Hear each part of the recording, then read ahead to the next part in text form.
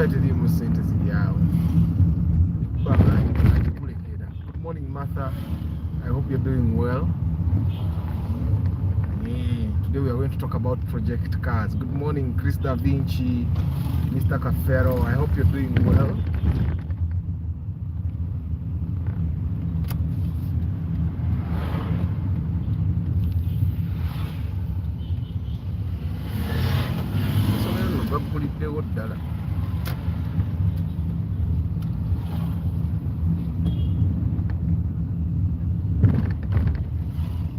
Good morning, Safina. I hope you guys are doing well today. Today is the last day of January. Kakati okomwezi kumubugenza, and that's how life works. Bwe tukula bwe tuti emyezi gino engeri gye gidduka, kati baana abato balaba obudde tebugenda, naife tulaba obudde budduka.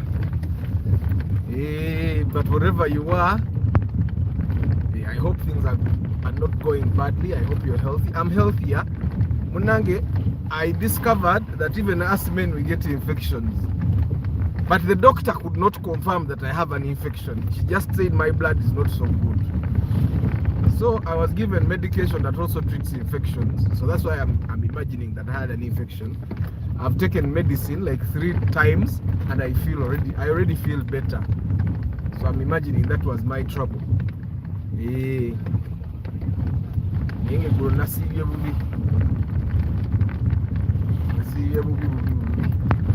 Yeah, but now I'm good. So today we're going to be talking about project cars. And I'm thinking everybody has come across the word project car, the term project car. And I was talking to Charles about the same. I think 3 people WhatsApped me about project cars. Good morning, Daniel. Hope you're good. And we were talking about, everyone has an idea of what a project car is or what a project car should be. And of course we're going to talk about it, define it, find out what it is, and then we'll look at which cars that would actually work as a project car. Because ideally every car would work as a project car, but you just have to understand the concept of it, and then what investment it's going to take. Yeah. So today is day 31. Now setting up goals, because this is the time for you to realize only 11 months to go. And you know those 11 months have a way of traveling. January is one of the slowest months. People keep saying that it has 105 days because of the economic conditions that January comes with. So people say it has more than 100 days, but those 100 days are done. So we are waiting for the 60 days of February. Because apparently even Feb is bad.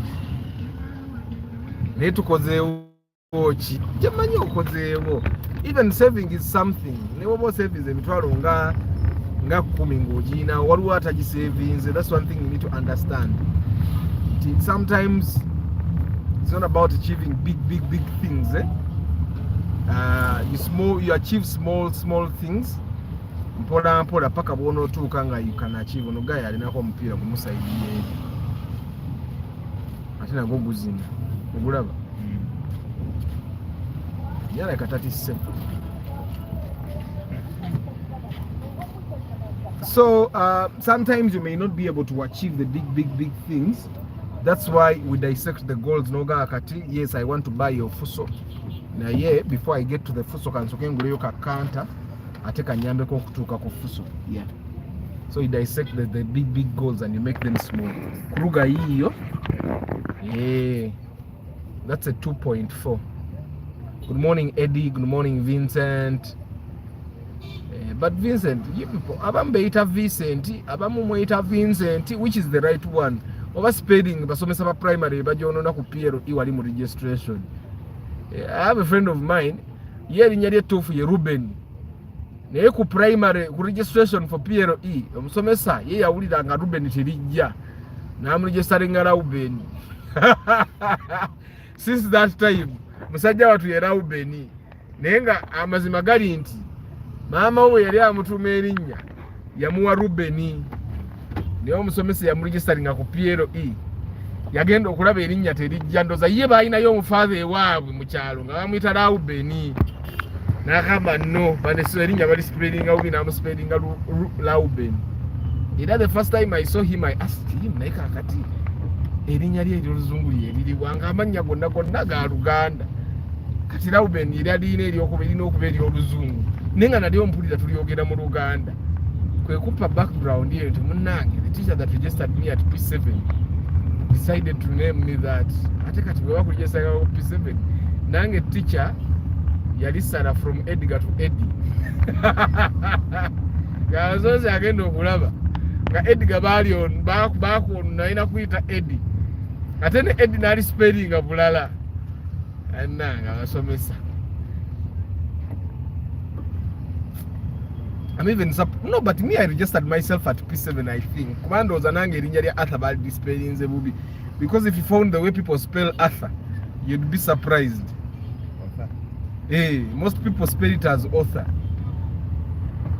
Yeah, so but I hope you're doing well. 1 month is gone.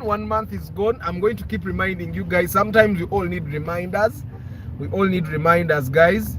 Nti omwaka guno mulina okugula amamotoka abatannagula ate mwe abalina amamotoka mukubyenze ate gwe kyekyaliwo bannange. Just pronunciation Vincent. But there are people that spell your name Vincent without an N after the I. Kati awe wali confusion yao. Ate even spelling it as Vincent. Kizibu. Afutu amanyira Vincent. Tekamu gonna. Vincent obotadde gonna. Mwe bagayi guno omwaka abalina emmotoka twa upgrading nze mukama byonna agenda bikola. Naye alina okufuba okulaba nga mukyala wange amuwa pajero ye. Omanyi batugamba bapasita batugamba mukama muwe mu testing mukimugambe okitegeera kati mukama nze nkimugambi guno omwaka omukazi kayevugeyo kapajero ekyo nakyo kigwe okitegeera awo naffe tugaye mukama katonda afa akola ebinene okitegeera. Anyway, so but regardless of whatever you want to achieve this year, I know some goals will not come to fruition, which is no problem. Sometimes it's not our fault. You do everything right and still things go wrong. Now I've been watching Madenda Banakos, Emma Yanga Manakos Najira Ballet, and I was looking at Pablo Escobar. This guy was brilliant, and on top of being brilliant, he had a lot of money, but things still went wrong. He died like a pig. At the top of a roof. The same thing happened to Gaddafi. You can do everything right and still things go wrong. You get. You can have the best strategies and still things go wrong. You get. So sometimes you might have planned a January that was supposed to go right, but still it did not go right. And sometimes it's just not your fault. Yeah, but that doesn't stop us from planning. So now let's start planning for February. So project cars. A project car is basically a car you buy with the intention of restoring it to its original state or of modifying it to be better. Yeah, but a project car. You can't buy a car that is in perfect state and call it a project car. But even a car you have right now can be a project car. Let me give you an example. You can buy a Rukumi movie. You guys know those small pickups, the Rukumi movie, not a Nyongeza, the Rukumi movie. You buy a Rukumi movie because the Rukumi movies have a tendency, they have brake problems. You did not buy things. I go the other side. So you can buy a Rukumi Bibiri with the intention of modifying the braking system, because Rukumi Bibiri only has one problem: braking system. Your problem yayo. Ebirala byonna byonna bikola bulungi naye brakes zitukanga tezikola bulungi. So you can buy that Rukumi Bibiri with the intention, good morning, Solomon. Actually, Solomon, you can also make your Corsa a project car. You know, Chisako bonnet ya Corolla, interior project cars is basically you buying a car for improvement. You modify the braking system, hammer. That would make it a project car, because you're basically making it, you're modifying it to your taste. Now the things I'm going to do with my Corolla, it makes those things make it a project car, because apparently, you know, my mechanic was saying, we are going to call a modification. Where's the Moroka? You ratched to because it's better. And then I asked him to get up with your Corolla manual, when you're going to call it better. He also figured out that the Abone Moroka, ye won't say, you mwenye ajivuga na yaji huli da sinna mu hiyo ye Moroka siche baitachi kamure kino kirabi kiwunga n'okuwunga naye alabika avawala Moroka ekisooka ewunga etokota bubi alinye nze kamuyise nga nkubye endobo.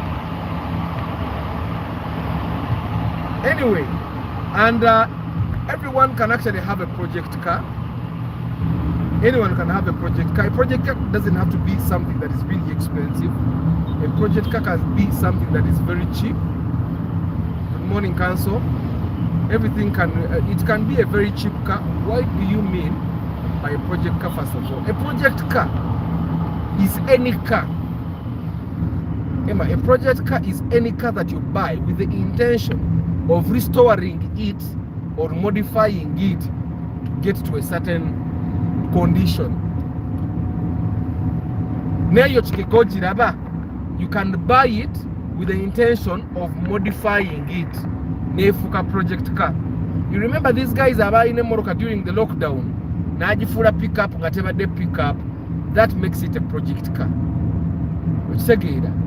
Now, Obanga akola project ngabo onogamba nyinayo ka project kanga akembizi mu kyalo ngenda kulunda njagala kujjamu obubizi nga 10 mbutunde. But it has to have an end goal. Probably the end goal is to get a car that is initially not very comfortable mu bulamu bwayo, and then you make it comfortable. That would make it a project car. Or you buy a car that is normally not a beautiful car with the intention of making it beautiful. That makes it a project car. You get a car that nobody likes, and you transform it into something that people like. That makes it a project car. So a project car is a car you buy that has work to be done. So someone will actually tell me that omanyi atha katikitegeza buli munna Uganda naddala fa bagule Moroka enkadde tugula project car. No. Project car ogigula omanyi nti ngula project car. But good morning, Brian. Okitegeera, am I clear about that, Emma, about the project car? Because and baba zungu bakola nnyo project cars because abamu bagikola as a hobby.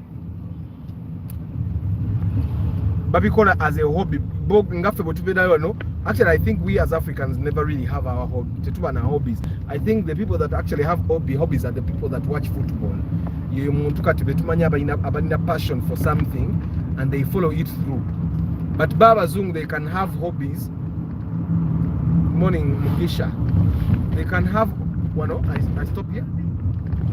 They can have hobbies that involve modifying cars. Nagula kamoroka ngaka Corolla kanaka sako ne tabo okitegeera nakawanika nakasamu zili bazita batya shock absorbers enene kadda waggulu okitegeera kati fe wano Uganda tetunaba kutuukawo nnyonnyo. Of course there are guys that do it, but those guys that do it are mostly nainga tebayina. The guys abasinga okubikola ebyo basinga kuba bamakanika. Kati fe abantu babulijjo tubadde tetunaba kuyingira that habit, because mostly as Africans tetulina nnyo passion ya amaanyi yetaaga ku investinga mu bwongo. Ebintu byaffe byetera okubeera passionate about si bya bwongo nnyo. Olaba mupiira, olaba motoka zaako, tusaayo nnyo bwongo, olaba bulabi buya spectators. Okitegeera, like buying a duet and I remake it olumye Arthur. Numye ki bannange Emma, si lumye. naye nga amazima gali nti we especially kati nze manyi banna Uganda hobbies ezaffe tetussaamu nnyo bwongo okitegeera hobbies ezaffe ze tuyita hobby nti olina hobby nga ngene nsamba ekkapiira okitegeera gwe mpulirayo hobby emu bannayuganda gye bayina oba gwe ng'olinayo mukwano gwo gw'omanyi ng'alina hobby ya bwongo nnyo ng'ateekamu nnyo obwongo nze siinaayo nnyo bantu bemmanyi nange mwennyini hobbies ezange zisinga zo ziriwa hobby yange ey'amaanyi ndoza kuba kyuma temuli bwongo olaba nange neerumye temuli bwongo okitegeera naye abazungu obalaba those whites they have hobbies, not like I'm praising them, but it's a fact. They get hobbies that actually have them put brains, think about it, research, read, and then they create stuff. Those whites can have a hobby like my hobby is tiling a floor, and that he does it as a hobby, but then he makes money even out of it. So project cars. Hi Charles. Hi Rashid. Go. Buying a duet and remake it. Yes, you can buy a duet and remake it. Like recently I was thinking, you see these old Toyota Chikumis, you can actually buy that Toyota Chikumi and put the engine that is in my car. This one NZ. Remember the Chikumi normally has the AE engine karika Chikumi kayingini kayiwa kakadde. Nekat you can buy that Chikumi notekamu 1NZ engine, notekamu ne gearbox yange ya 1NZ, notekamu computer. Kugamba novuga Chikumi gwenga bamanyi uvuga Chikumi naye nga ovuga engine ya fempya. That's something that you could do as a project car. You could buy you see what the way I'm planning to genda gula Pajero ya mchara wange. Naye tukimanye eyinza okugaana ne yingini yaayo kati ffe tujja teekamu yingini ya Noah. That's something I have. That makes it a project car. Nti already ogiguze ng'okimanyi it will have work to be done. Okitegeera. But basically any car can be a project car. You can decide kati nga Martha bwagenda ogula Ipsam. N'agula Ipsam ye. Olaba nga bw'abadde agamba lwaki wengula Ipsam sigiteekamu VVTI. That could be something. But of course like now project cars for you Martha kati olina okufuna omusajja nga naye muli on the same page kuba tujja kusobola kusitula biyingini okira bamakanika bajja kubba bubbi okitegeera naye nga ate nze ng'omusajja I could actually be able to do those things. Nze yingini nsobola ogyesuya nsobola n'okugula eyo puli gye basituza yingini ne ngiteeka ewange mu lujja okitegeera. That's why normally project cars work better for someone ng'ayinayo ku mmoroka endala. Okitegeera omuntu alina emmoroka emu ebya project car byesonyiwe kubanga project car muwonoonekeramu era abazungu abasinga balina project cars ojja basanga ng'abeera n'emmoroka nga 3 ewaka. So ng'emu ku ezo ye project cars because the project car osobola n'okumala omwaka nga tonnagivuga okitegeera. Osobola omala omwaka ng'emmoroka eyo tevanga mu kifo naye ng'okyagitetenkanya n'ogulayo yingini n'ogiteekawo n'ogula gearbox n'ogiteekawo. You get a computer, you put it there. You get a wire, you put it there. Now it gets to the point of actually making it work. Notuzamu ingini, no later mounting. You lock everything in place. Then no IH wire. Then no take a computer. You get what I'm saying. So you need to understand that the project car should not be something chogen to grow papirem. The project car is something that is. It should be something that you do out of passion. You see, like Charles wants to buy Mercedes-Benz C200.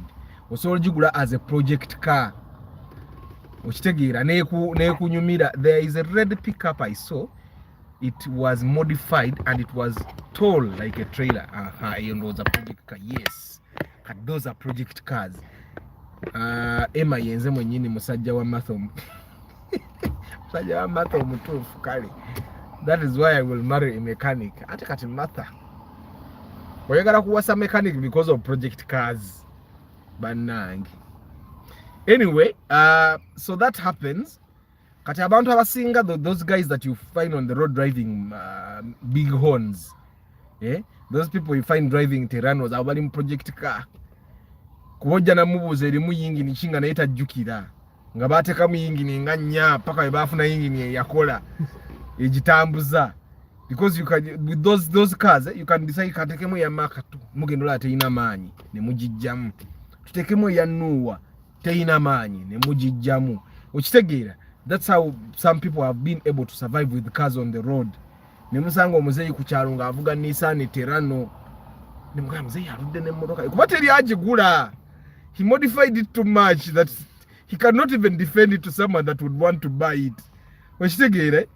Yagimodifyinga nnyo. Engine ndala, gearbox ndala, mounting nazo tazimanyi za kuyiiya, bakubamu mutooro. Okitegeera? Tamanyi tikikobya ta.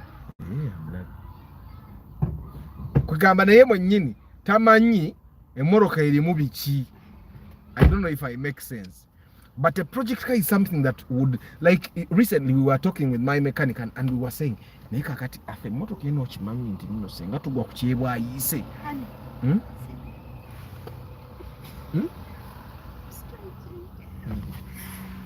Okimanyi nti senga tugwa ku kyebwa ayise nga batemeka Corolla kano nga buli kimu kiramu, dashboard namu, eno roof lining namu, bino epapula biramu, emito miramu, buli kimu. Okimanyi nti tujja mu bujja bino ne tumuwa n'atuwa biri ebipya ne tuzza muno eba efuuse project ka complete. Omanyi ffe tubeera awo ne makanika nga ne tandika okubala ebintu awo biri possible naye nga tubibayira in a bargaining way nti kati awo mba njagala okusavinga. You guys just give me a moment, I want to negotiate with my wife. Bwe tunaabeera ku live bajja kunkuula.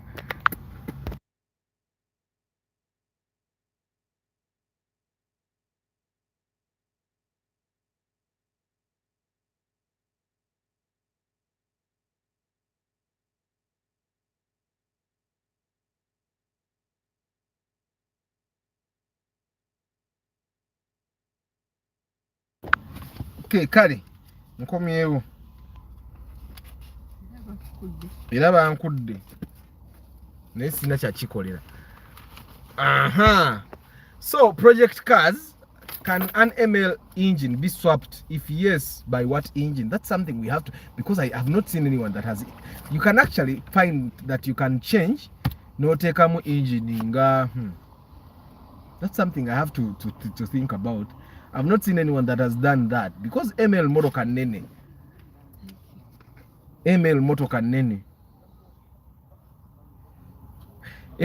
kanene kitegeeza, and because it's a rear wheel drive you need to get an engine that is also longitudinal nga esikira mabega. Naye kati abo genda teka mu engine ya Land Cruiser.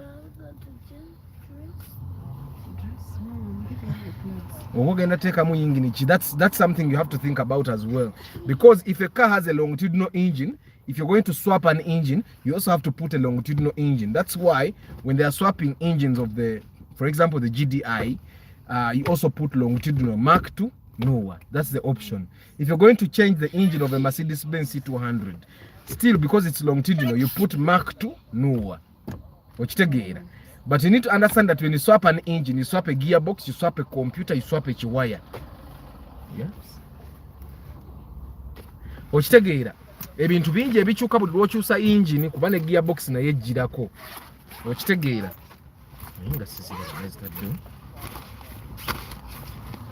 ebintu bingi ebigenderako, because amapeesa gano agamu sendabiramu gasobola okusigala butaala busigala, but sometimes you will find that even the kisaawe, the odometer also changes, because the new computer that you put works with the odometer that came with it.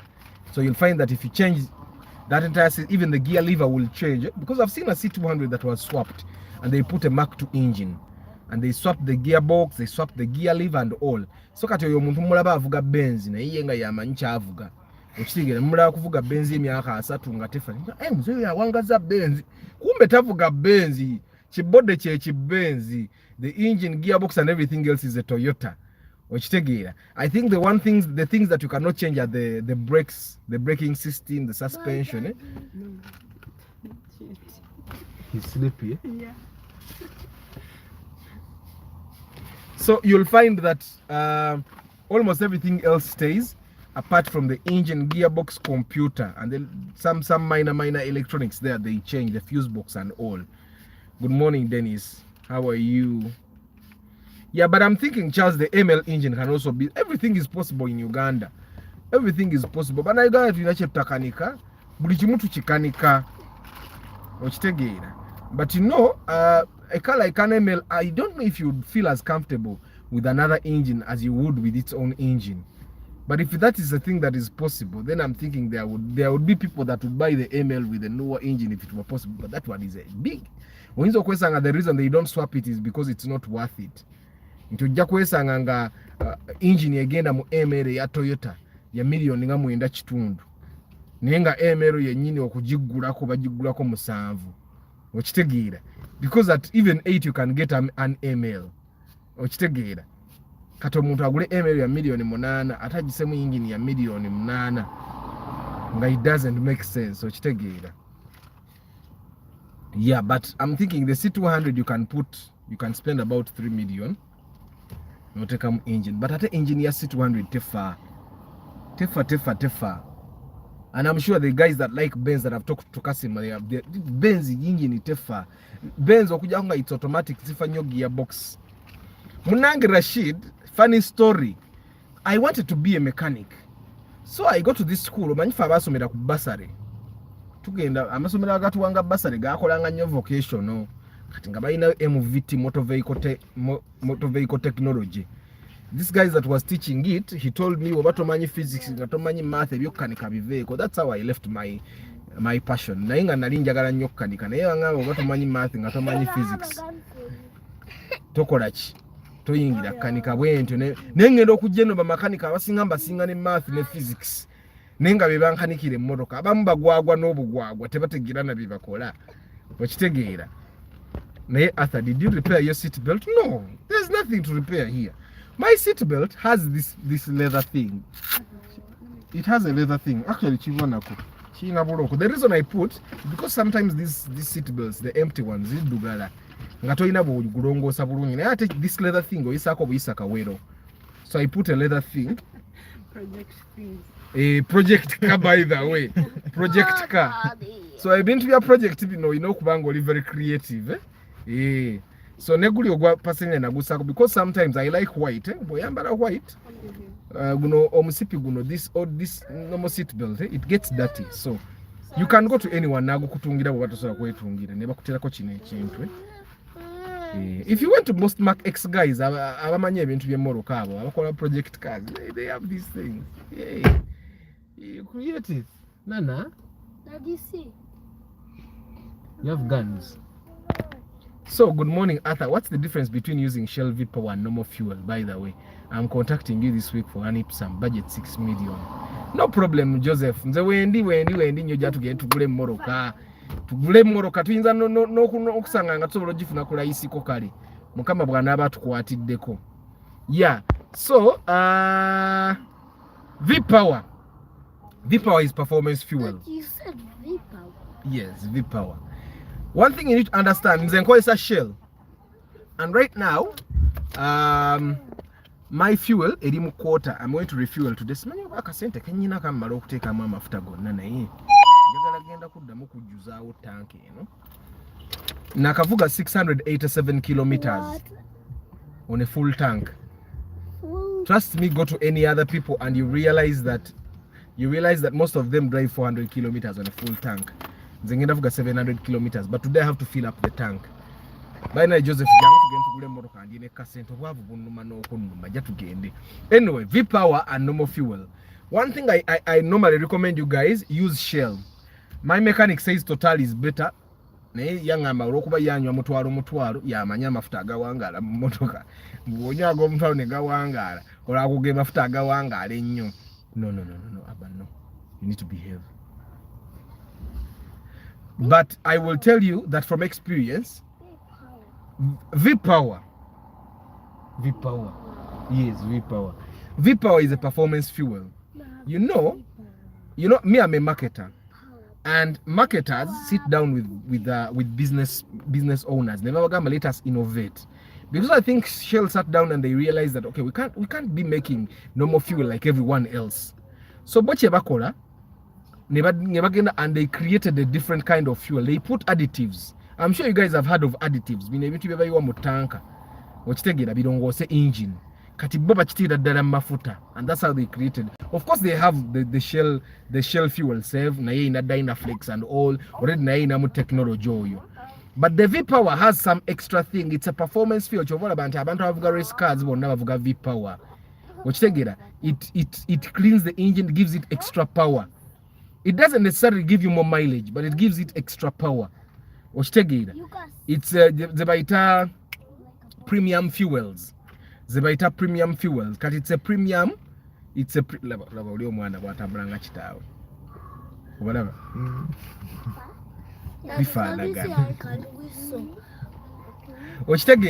So V-Power is a performance fuel. I don't recommend it for people. Mukuru enamba eno yonna yabadde teyitamu eggulu lonna amazima nagikubye nga teyitamu. Morning kale bana abantu balinga abalongo. I can whistle. They whistle like this. You need to make sound. You don't just do air. So V-Power is a performance fuel that I don't recommend for people that are driving. The only time you should put V-Power is if your engine kateolabanga the time that I was using a lot of those other fuels. But what plugs the mechanical wanga plugs you de carbon. Then I started nentekamuka V-Power katono tono yabo nali user tank akuluna soka yo V-Power wetaano ukitegera then nentekamu fuel save. But you manyanti shell fuels, they clean your engine. That's one thing I know. I've been telling you this story I don't know how many times. When I was driving my Chibina at campus, which campus 7 nali mu road navuganga Chibina yange. The first time when nagenda ku shell nentekamu amafuta natekamu ga mitwali ebiri banange shell bali mpade no bwa influencer. Natekamu amafuta gejo banange engine ya Chibina yange yachuka entokota. From that time I changed engineer una ze engineer je katugambye fuels are rated by their octane level. The air, the octane, the more over the air, the more the octane level, the more resistant the fuel is to causing engine knock. That is why performance cars recommend it. So the octane levels of Shell V-Power are low. Switch off, JK. Thank you very much. So V-Power is good. Na hizo simu recommending la muntu avuga moro kankade. Bobo vuga moro kanga mpya ingini yayo nungi ngo yagalo jiwangaza. V-Power munyo naito munyo buli kisera because it's expensive by like 200 shillings, which is too much. So ka V-Power katekemu omalo take fuel save. Once every month you can take some ka V-Power, then your fuel save is also okay. So I was in a restaurant on Saturday and on the blue, and out of the blue, guys started talking about you. The funny thing, they said that guy is passionate, but he's too obsessed with Toyota. I'm not obsessed with Toyota, guys. Bye, Daddy. See you. Bye, Daddy. So I'm picking them. Bye, Daddy. What time? Miss Daisy, the number, let me send it to you via WhatsApp. Okay. Can you pick them like usual time? 4:35 is fine. Okay. So they were talking about me. I'm not obsessed with Toyota. Toyota is just is like a reliable brand worldwide. And they should know that I'm really passionate about Mercedes-Benz. Naye Mercedes-Benz eyo fe waffe ku kyalo teri agirina n'oli eri agirina naye kati ndaba avuga Hilux. There was one Geno. Twinayo Geno waffe ku kyalo alina faamu nene. Geno waffe yali avuga Mercedes-Benz naye yagivaako. Actually there is a Seventh-day Adventist church in the area. The pastor used to come with the Mercedes-Benz naye kati naye bamuleetako mu kigigi. Kati mwe guy. This thing is not about being obsessed with Toyota. The thing is what reality is. Kati olaba mukyala wange ayagala Pajero. Yali ayagala RAV4, bwe yalaba ka Pajero. RAV4 ne tachaaja ayagala ki. So I have to buy a Pajero. Wow, I like Joseph's confidence about the Ipsam. Wish you the best one, new Ipsam boy soon. Agenda gula Ipsam atajja kweyagala. But nange nze njagala bagula Ipsam bonna baba ayina bad experience ajja tugambe. Hello Arthur, I want to buy a car from these websites like this BT Japan. I saw I can get a BMW X6 M Sport at around 12k used with 80,000 mileage. Octane level of V-Power is higher. it's a waste of money buying V-Power for most cars. Exactly, JK, that's what I'm saying. Ka V-Power wakateka mukulongosa ako bulongosa. JK, tell us about this X6. Yeah, M Sport X6. 80,000. Yeah, but I-Teka is good. But me, I actually recommend we also often a lower mileage. You should get lower mileage. I-Teka is still too much for these BMWs. Because BMWs if mangu. You get Ben, BMWs die very quickly. So you can imagine 80,000 on a BMW is already too much. So when you're buying a BMW, Volkswagen, Ford, the lower the mileage, the better for you. But I'm thinking if you can buy online, you always save. But gain a lot because now even aba jigulako wano bagenda jigulako raisi nnyo nga bw'okiwulira. Bana Uganda babagaininga ate nnyo. Ate kati olaba cars that are like BMWs, they don't even bargain. Bagula beematira. Okitegeera. Ajemi wenda agimanyi nti BMW X6 tuzigula 5. BMW Lulumbe period. Even those that buy new tell you at 100,000 ditch that thing. Exactly. I don't know if I talked about this when we were talking about BMWs last time. Izo BMW yakabazukola nga inakuwangala mitwalo 10 mileage nti webeze mitwalo 10 inakuba nfu. Ideally I think abazungu ndoza JK wamwe muvuga mitwalo 10 emotoka ne musula siba kiri. Fiwano kati yange yine eri mitwalo 25 ekyali mpya bampa na milioni 10 bega yirira bagitwale nganye nange ndaba mpya. But I think mwe JK wamwe muvuga emitwalo 10 ne musula. So Ben 80,000 kilometers on a BMW is a very big mileage. It's very big by the way. So your BMW anajigwa mitwalo muge 2. Nomanya nawo javuga y'omunana. Because inza n'obutajiweze kuminefa. And the thing with those cars is that when it dies, the repair is almost the same as buying a new car. So, but you can buy, these things are about chance. Mulimu luck. Ebintu birimu luck. Birimu luck. So you need to test your luck now in order to mukama wako agaliza. But don't test him too much. Katunoiso mu testing ennyo. Ate no nyigira munyigire. Neda other people drive second hand and third hand cars here too. Yeah.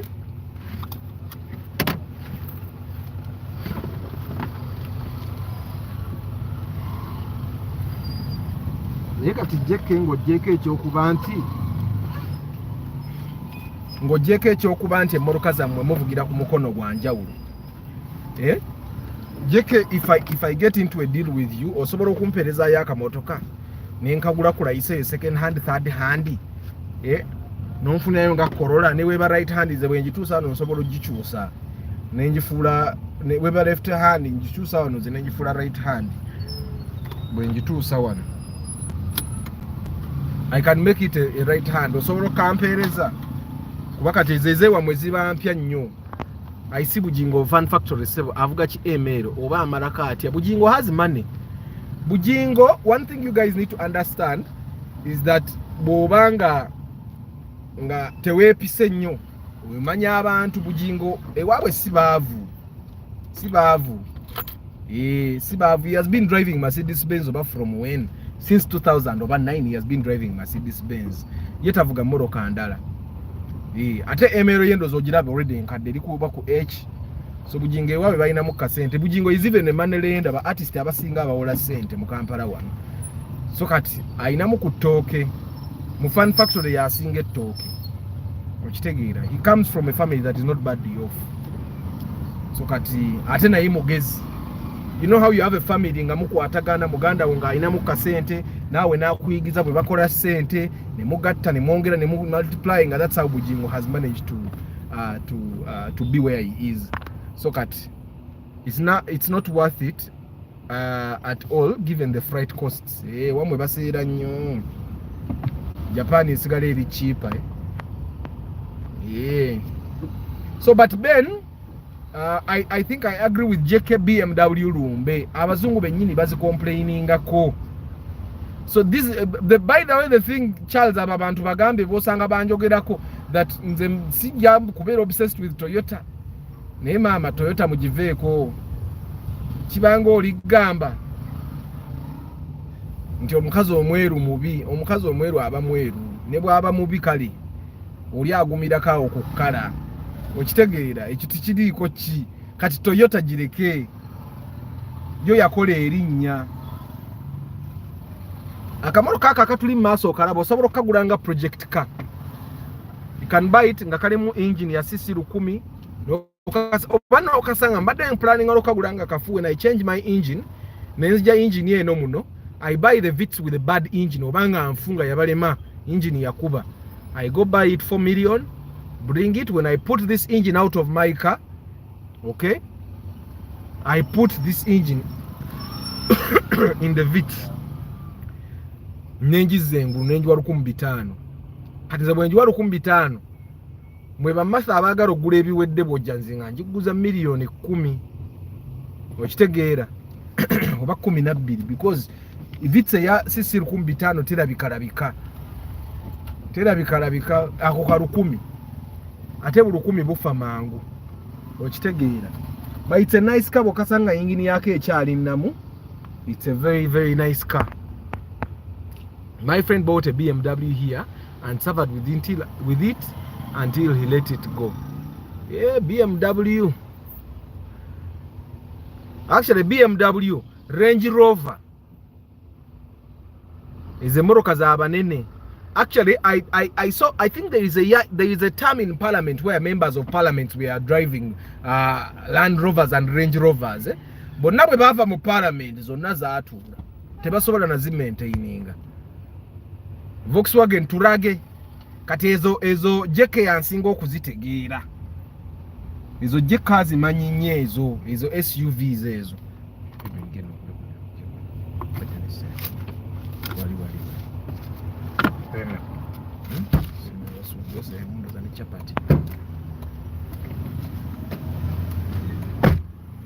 I have a colleague who drives a Toyota Yaris 2007 with an engine displacement of 1400cc diesel.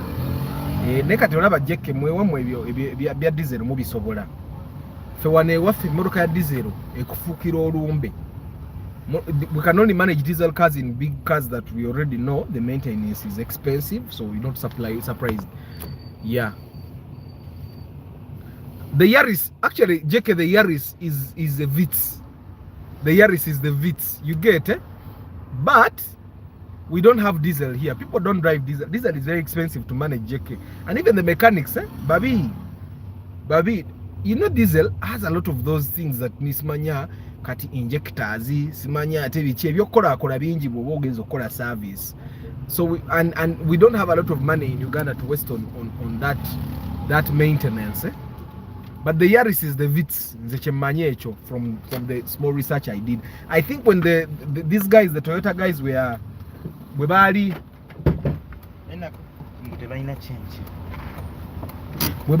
when they were creating cars, when they are creating for the European market, they named the Vitz the Yaris. What way Warabajita Echo? I don't know which I think the Echo bites for the US, bites for another European country, but they rename Oba Echo is for Brazil, Oba for South Africa. But the Vitz is also called the Yaris. It's also called the Echo. Cut from Uganda to Singapore Vitz.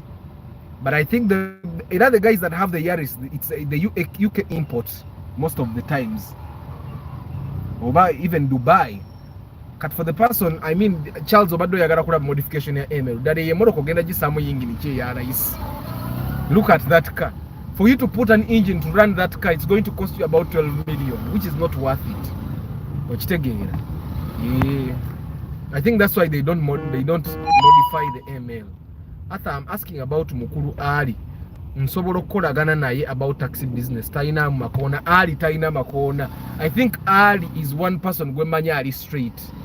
Even from, because nasoma na high school, wabawo muntu gwogamba nti ayina makola, but there are two people, that's why I did interviews on them. Chobola sina muntu mulala gwe nakozeko interview oba mechanical oba chi ne mu recommending ngo jeko oli omuzeyi ate oli omuzeyi lwaki namukiza sharing enamba is because musajja mukulu bali batandise kunsabiriza sente nange ne muga sharing chi enamba yo.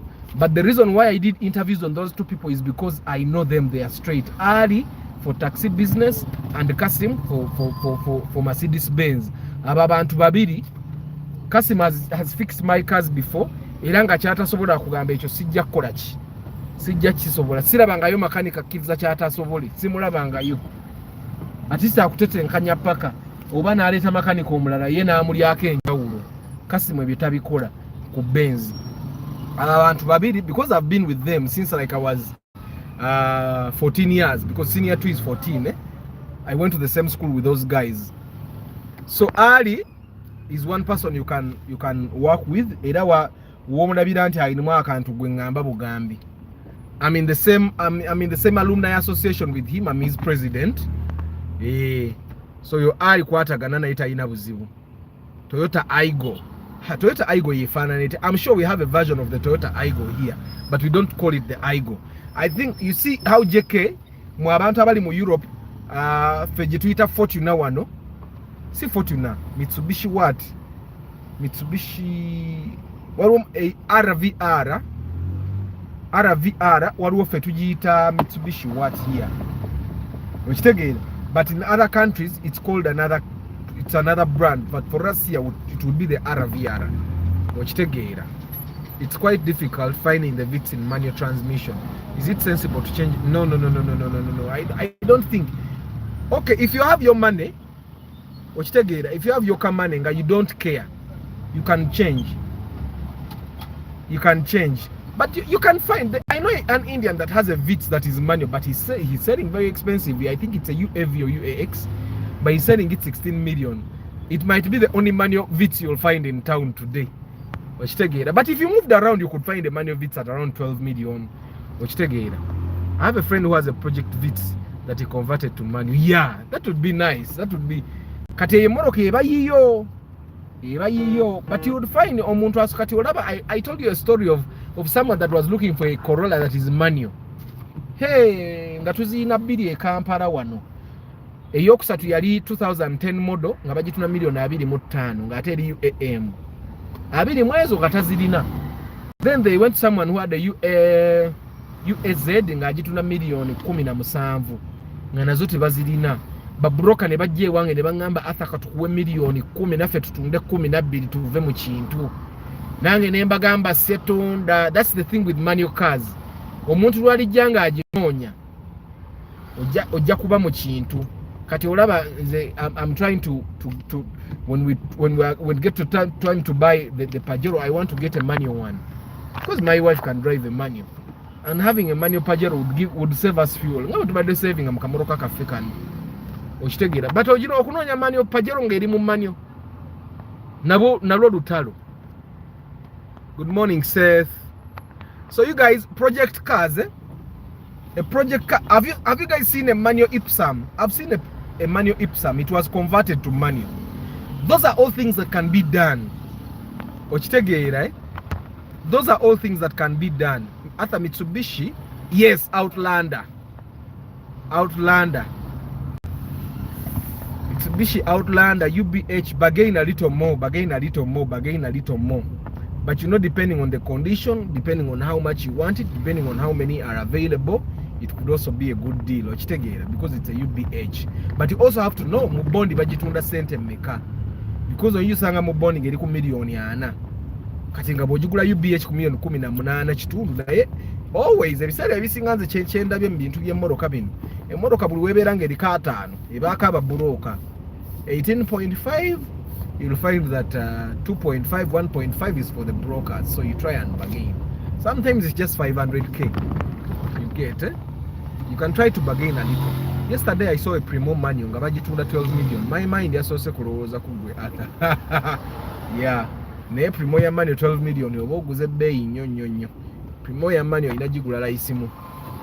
Good morning, bro. Talk our beloved overpriced Primo. Primo man. But you overpricing nnyo.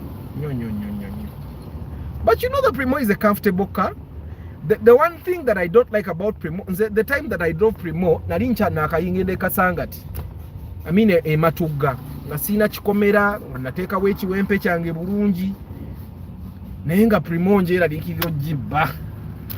Banange nga nzijako battery, nenzijjamu fuse, nenyiga ka security switch, ne activating alarm nga nyinamu ne tracker. Naye era nga manyi bajja jibba. Kati emmoroka enneeraliikiriza okutuuka ku ekyo. Ate n'okujinseera bajinseere. Aguze Hilux asinga, naye ne Hilux bazibba ennaku zino. That one in front of us is a Hilux. You can buy a Hilux and do it as a project car. N'ogitereza, n'ogiwanika, n'ogisako zibbulubba, n'ogisako ebipiira biri ebyalagirwa. Okitegeera. Like that one, you see that is UAM. Ebayinza giga million 27. Tezibe na ntono. Naye ng'ogiraba yonna ejjudde effira. Okitegeera. Naye kati eno, this one is, the pickups are very easy to modify. Because you see that katanda in the tray, you can remove it and buy another tray that is nice and put it there. Okitegeera. Even the headaches, it's just I think over the headaches can't, because that's like the body. But those things, the pickup is very easy to modify, easier than our small cars. Yeah. But pickups, most people that have done project cars have actually done with pickups. People have done with VITs, nebaji modifying an full ARS and all that. Katinze nange kana akamoroka kange. I used the Primo this holiday actually. You liked it? It's good. How is Mitsubishi Outlander reliability and spares? Mitsubishi is not cheap to maintain. That's one thing you need to understand, Council. But it's one car that doesn't just die. I think also the fact happens with, because most people that drive those cars, they don't live far.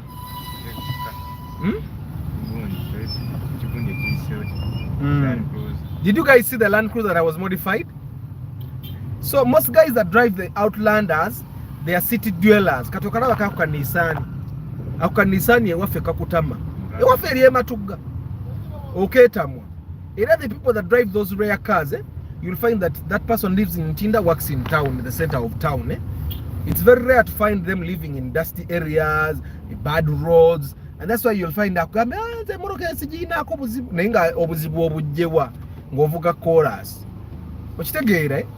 so if you live far, instead of buying an Outlander, and I'm sure the Outlander seems a very good offer because you look at it, it looks nice, very good number plate, but ask yourself, why is it that you cannot find a Kaundo UBH at that price? Actually, Kaundo, okujigura million 18 ejja kuba na UAM. Aye, senior UAM, UAK. Ogura Kaundo million 18 ebera UAK. So that should tell you something. But I like the Voxe more because it had 4-wheel and went to some bad places. But Voxe has also its own problems. But most of the problems that happens with Voxes are because of maintenance. People don't really like to maintain those cars properly. Tebakola service or ina kokola. Ate Voxe temanyi naku. Voxe ringa rav new model, eringa nuwa new model. Eze moroka tezimanyi naku. Waliwe moroka ezisamanyi naku nuwa old model emanyi naku. Okitegeera. Olwanagana nayo n'ogiyisa mu bifuufu byo n'okola service n'otakyusa air cleaner n'etaba na buzibu. Okitegeera. Ne buno buvitizi bwaffe obukadde. Recently my friend Kenneth, one of my followers here, was driving a Vitz. Najja mu garage ya makanika wange bajja air cleaner abantu emmotoka zisurvivinga bannange. Temulaba nti air cleaner yange yalimbi, air cleaner ya Kenneth yalimbi. Ngeringa gye bakwatanga ettaka bisubi biki ne bateeka muliringa emmoroka ebadde etambula. Okitegeera. So I think one of the things that we ignore, but I think because Kenneth is not in the country most of the time, so he doesn't, he's not the one who is there to maintain the car. Ate abakyala ebintu ebino ebimu tebabimanyi. Okitegeera. So the air cleaner was really dirty. Kati Voxe n'okivuga ne air cleaner eddugala bwetyo. Voxe esobola n'okukuba engine. Okitegeeza emmoroka tezimanyi nnaku. Okitegeera. Thank you very much. Patrick, what JK is saying might be better, save for a Harrier. It would be a better. Omanyi kati, is a motor case ziri rare. Ekisooka even when you get to a time of sailing. Ejja kukusala. Owulire ng'ofa n'okufa. Until you buy your car 18.5 million, you maintain it properly in good condition, you reach a time of selling and people are giving you 10 million. Okitegeera. But a friend of mine has had a Voxer since 2012 and he hasn't had any problem with it. Yeah, he maintains it. Some of those cars, me, I see people complaining about those cars. I'm actually going to test it with the Pajero. We are going to buy that Pajero and we are going to maintain it. Because I've realized that Pajero is ozifa chimiro, which is the fuel system. Chimiro chitamu empewo na amafuta. From my knowledge. Ochitegeera. Pajero temanyi nnaku. Kitegeeza buli wokola service, change the air cleaner. Buli wokola service, change the fuel filter. Naddala ng'onywa ku bifuta-futa ebibi. Ochitegeera, my brother was telling me nti waliwo omufather yalemerera Pajero nga yagigula mu bondi. Oyo yali mukopi bukopi. Emmotoka gy'ojje mu bondi ekulemerera etya. Nga gwagyetandikidde Kampala wano. Okitegeera. So I find that oyo omufather yali akola bukozi kyejo. Ezo emmotoka zifa system y'amafuta Pajeros ne Voxes ennyini zifa system y'amafuta. And actually even those new cars ezo emmotoka ezo empya ezizze zifa nnyo system y'amafuta because tezimanyi nnaku. Pajeros ezisinga zonna kati kiikyo ki Pajero Exceed. I think this is the Exceed. That's the Exceed. Iyo Pajero era bw'eba efa system y'amafuta. Tezitera kufa engine. Era osanga oli ng'agiggyeemu engine naye ng'agiggyeemu lwa mafuta gamutawaanyiza bikoze eki abikooye. Okitegeera. At a Pajero short, I have a friend with the Pajero naye it has an engine issue because it has packed a lot. Ezo emmotoka ezo makanika wange za siibamu ezo zinnemeredde ezo. Pajero eri ku namba ki? Ezo makanika wange zaagala ezo yazisugulana nnyo. Ezo zibannemeredde ezo. Ezo makanika wange, you can text me nenkuweereza enamba ya makanika wange najja n'abakebererako n'ababuulira ekyo gikolera. Omanyi kati one thing I've realized, Isaac, the cars the more modified it looks like the one in front. This one ezo masanyalaze engine tezitera kufa. By the way, engine tezitera kufa with those cars is normally electronics and I think these cars the advanced cars kati ebikyaliko biri by'amaanyi nnyo bamakanika mbwe ayina amaanyi agasitula yingini, ayina amaanyi agasumulula emisumaali kati zino emmotoka za bwongo. Okitegeera, era that's one reason why I'm hanging around with my mechanic gwembeera naye kugamba ye akozesa ku bwongo yasomako. Muve kubali bamakanika abajjambo nyina experience. Zino emmotoka tezikyaliza experience. Zino emmotoka za kutoola, makanika alina okuba nga alinamu akatoola. Okitegeera, yasobola emmotoka eyo. But you can text me, Isaac, nenkuwa enamba ye najja n'ababuulira n'akola analysis n'ababuulira what you may need to do. Normally I have found that most of these new cars, the newer models of cars, is either electronics or the fuel system. Okitegeera, electronics or the fuel system. A friend of mine imported a Volvo from Sweden and enjoyed it for a short while. Then problems started. No one could fix it and he sold it to some rich man for parts. You'll find that even that rich man that bought the parts, even the guy he bought the parts for died later on. Ezo Volvo tezimanyirwa. I suffered a lot with those newer Voxer Chimiro things. And to find its throttle replacement, Baba, I had to change like 4 of them at Chiseka Market. And sometimes the reason why those Voxers disturb people is because banywa amafuta buli wamu. Okitegeera, kunywa amafuta buli wamu. If you want to survive with the cars, any car, especially these newer models, be specific about where you get your fuel. Okitegeera, ate bw'oba ovuga zino emmotoka empya, it's best that bw'oba osobola nnyo amafuta nga eva obeeramu na half tank. You will have peace. Because n'okusika kwennyini ojasanga the tank is dirty, emmotoka weesikira the fuel pump esika obukyafu. Okitegeera, all those will be problems. Okitegeera, kati nze akamotoka kange kano okalaba tekasikangako. But someone is going to say I'm obsessed with my kakadekerawo jjo mujja gamba emmotoka yandoga. I'm not obsessed, but I'm just saying that it's the way you maintain your car. Kati those Voxes, era nazo the throttle is fuel. It's fuel, nothing else. Fuel and air. those things of doing service and you don't change the air cleaner for like 10 times, you still get problems. I don't know if I make sense. You'll get trouble.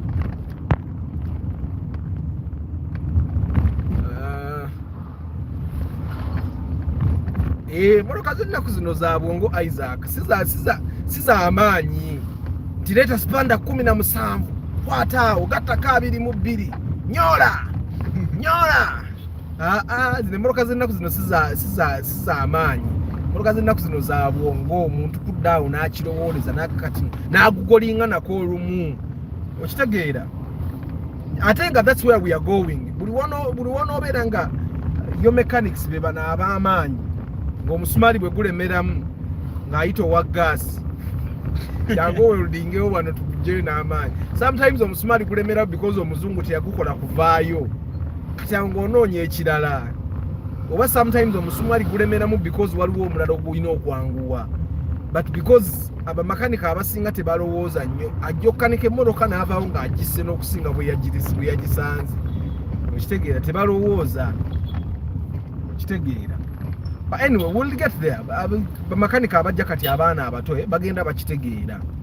Kaako kakaribu Z touring nazo sebo zaaliwo ng'emmotoka okugigula eyo, naye kati simmanya anoonya n'agimugulako tagiraba. Ngamba tenywa, kati yenywa n'okusinga eyange. Oyinza omusanga nga liita ye etambula kilomita 7, nze yange liita etambula kilomita 15.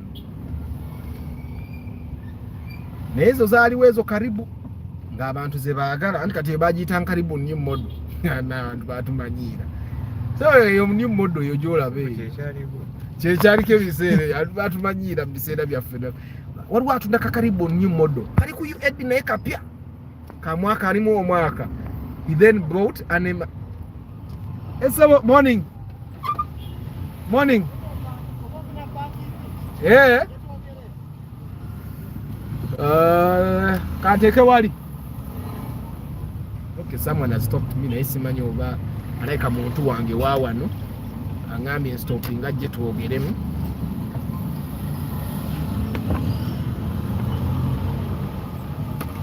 So I'm stopping mara okwogera muno omuntu kale sebo yebale sebo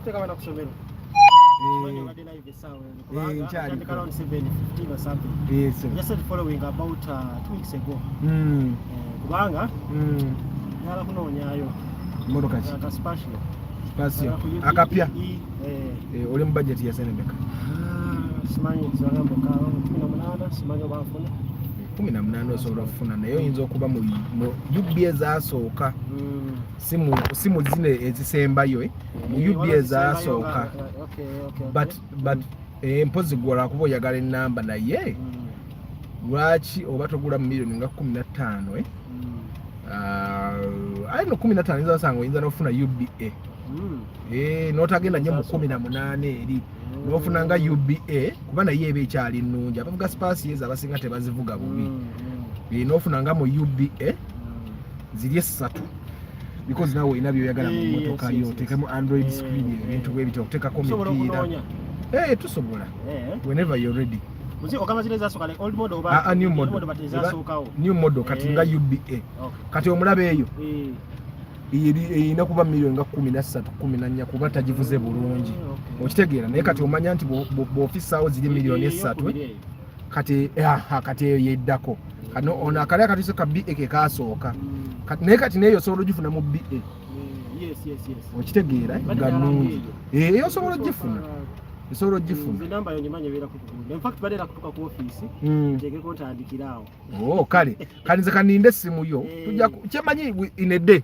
Normally our turn around is 1 day to 1 day in 1 week or nafunya na team yesterday. Kale I'll wait for what's your name? Ernest. Kale I'll be waiting for your call. Kale bera bulungi. Anytime. Kale tuze bana kusomero. Kale sebo.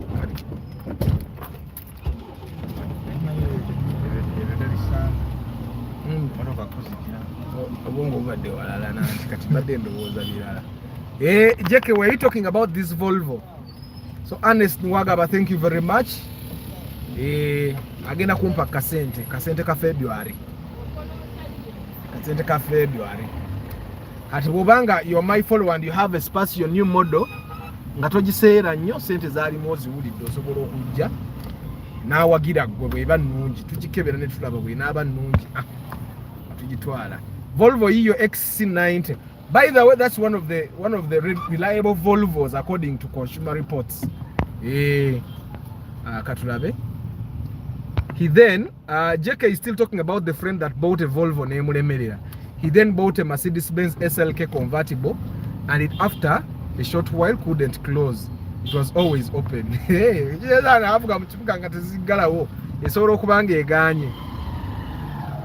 he took it to Spear Motors and they told him they can either keep it open or closed because they couldn't make it work. Yeah. He then bought a VW to run that he luckily used as top up on a land deal. He now preaches Toyota yalokoka. JK. Abantu bangamba ndi obsessed with Toyota. Nze sigezesa na kugezesa. Gamba nti chi. I have a different question. I have a different question, Arthur. I have a question, Arthur. It's different from cars. I want to fence my land. It's 100. Rosa can cost me like how much? You're going to build with bricks, eh? Bale milioni nga 15 ku 18.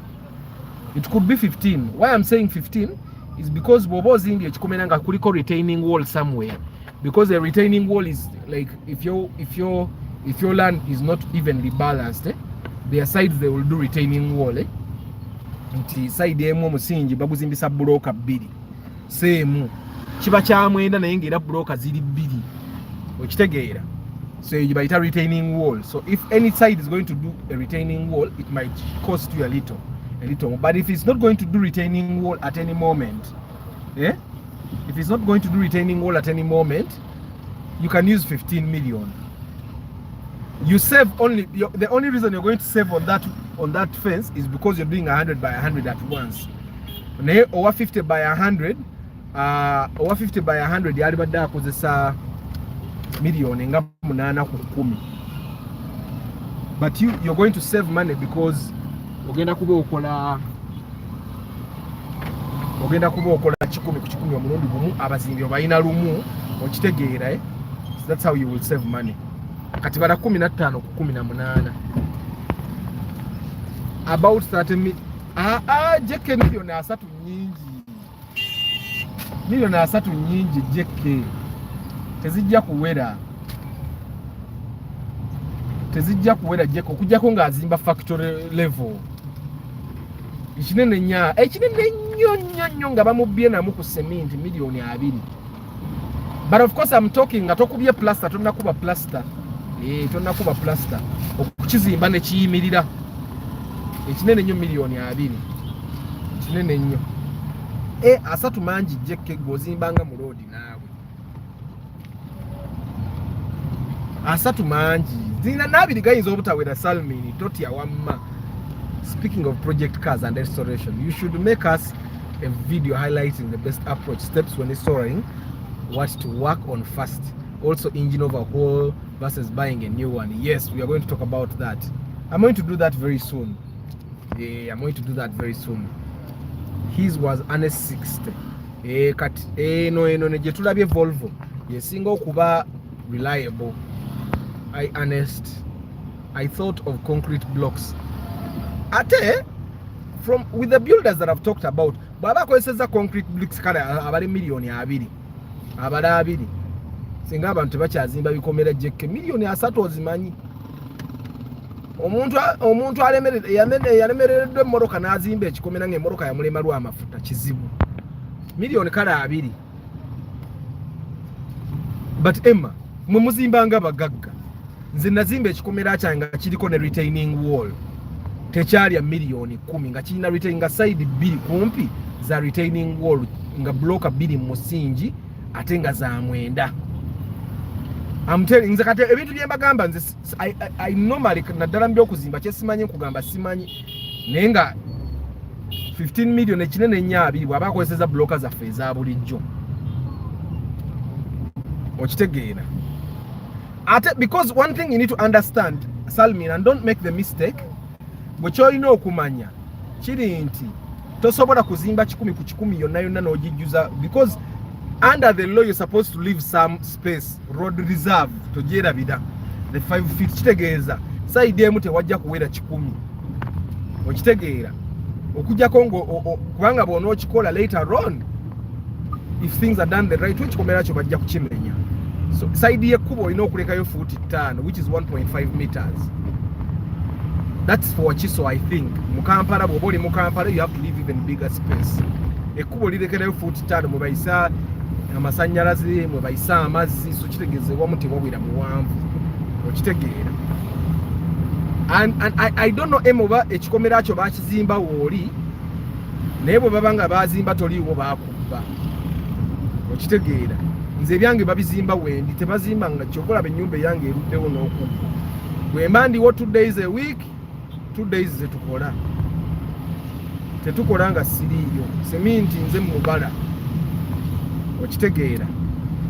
Ate nga seminti wange yali mukka, baakolanga a bag 3 wheels, ensawo emu wheelbarrow 3, ensawo emu wheelbarrow 3. Okunywa amafuta naye bwengenda gyannaalo oba naamalamu okuzimba, which is 15 million. I haven't used clay bricks other than in foundation.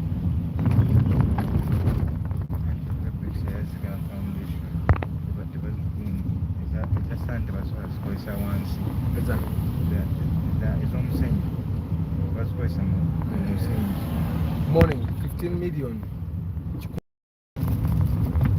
Ate kugambe JK max, it should be 20 million max, because remember nakola fence ya 50 by 100 esobola okumalawo, but of course nze nyina amakuba 2, so maybe that also cut off a few feet, because if you leave 5 feet the full length on this side, you know, 5 feet the full length the other side, that could cut. But 30 million is too much. 30 million is too much. Okunya ng'ozimbye nga mu road, ng'ozimbye ate era waliwo ne length y'ekikomera gye batakkiriza. Kati gye koyinza oba wazimba length eri empanvu ennyo ng'eyo, that's too tall. Okitegere kyekikomera kiwanvu nnyo. I think it's even dangerous for a fence to be that tall. Fence erina kuba the ideal length. Ya kukizimba ne kiyimirira saagala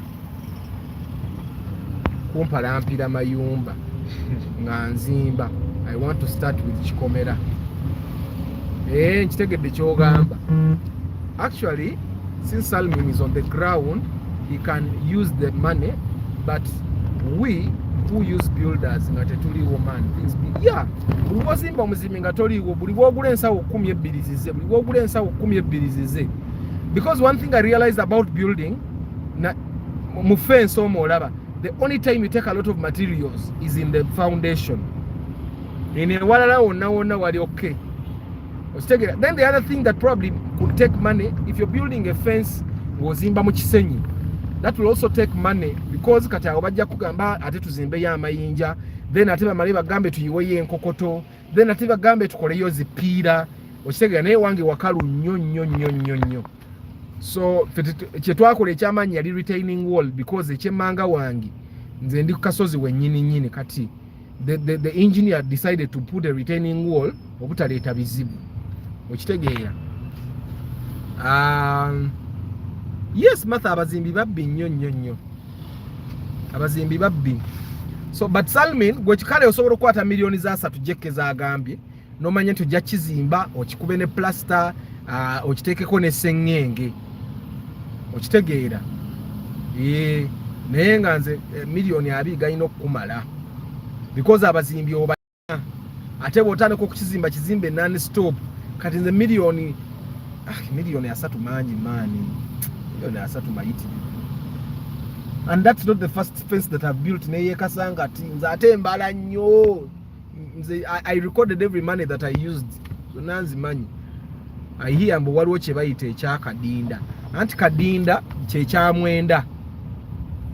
Naye kyamwenda tekyetaagisa. Mwenda gwe bazimba mu musingi. Okitegeera. Mwenda is when they put the bricks longitudinal to make it stronger. But that is not needed for a residential property because ebikomera byaffe ebya bulijjo biri like that one. Eyo fence ogiraba tebazimba kadinda. It's still okay and it has been there for more than 20 years. Okitegeera. So I don't think you okujja ngogamba ennyumba ate Jeke already told us. Jeke watugamba how many years for all the houses we have built now to be disappeared.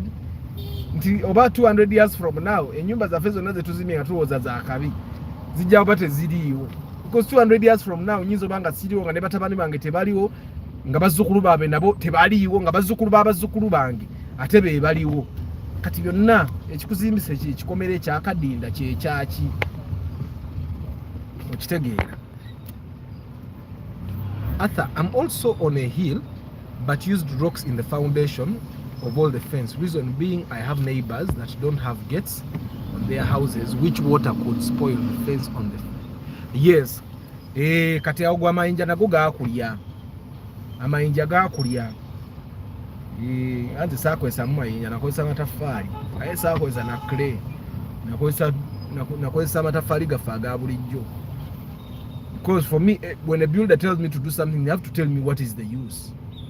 If you cannot prove to me that gives me an addition, I don't do it. My first house I built in Kasangati, I asked the builder what is the beam used, what's the use of the beam. He could not answer the question. I told him don't put it. Later on I realized the beam is very useful. That's a BMW 320i. You buy it at your own risk. Maloka zogula notandika okukyawa abantu nolowooza senga waakuloga tebakwagaliza kuvuga motoka n'omusajja agirimu eno yennyini yeekutte mu face tetumanyi lwaki yeekutte mu face ng'ate UBL ayinza oba yeekutte mu face omanye ebiseera ebimu we can enjoy ourselves nga yeekutte mu face ka esi kamunnyogogerera naye bakyaliba nga aba for the love of cars BMW muzireke. You know what happens when people buy problem cars when they are won? They don't talk about it. Afire yo mukasirise. BMW che na chikaza kanchivunze. Asigara kale guy yangamba, kale guy yangamba, kale guy yangamba. Arthur, that car fence is too short. Me, I built the fence for privacy reasons, so I don't. My fence is actually in the young year waka eri 40 over kumi. Between 8 and 10, and that's a very long fence by the way. Nadarango zimbye etafari didn't know more. 8 to 10 is okay because most Ugandans are 5 feet. And I told him, because I'm 5 feet 11. Nessa wanange mbampi sebana yonyo. Nina chali wangwe singo obuwanvu. Ne yangamba Arthur, gwe todda mugamba nti musingo obuwanvu, gamba nze nkusingo obumpi. Musingo obuwanvu sebo. Katoba ayina 14 ya kati if most Ugandans are 5 feet bozimba ekikomere ekya 48 kiba kiwanvu okitegeera kiba kihanera naye abantu bayigira we mmotoka yino nzuba mugabo ayige ngombe aba ayize amanye wojjo but I've driven like 4 Volkswagens. Some did not belong to me. And one thing I realized about those Volkswagens, engombe zifa nnyo. Ovuga golf ngengombe tekola, boba akimanyira aba golf. I think golfs, BMWs and Mercedes Benz engombe zifa nnyo. Ate babeerawo nga tezikola naye boba akimanyira. Atambulira mu biti bugoroza abasajja ba Benz balina empisa kumbe engombe ya beeyo gizzaako. Some of them engombe ebeera kapeesa nga kali wano. Ibanga switch. Arthur, okay. Arthur, how are you? You said you need 400,000 for consultation to get someone a car. Then I'm asking, do you ask commission to the buyer or seller after getting a car? Obagwe ofune ezo zo kanza kwendya kasente kompera bwe yagalo nyongera. era bwe mba wakusaba muntu akuguza mmoroka musaba woli ne mga kati bwetugula emmoroka eno mpaayo mmeka musaba woli. I don't get commission.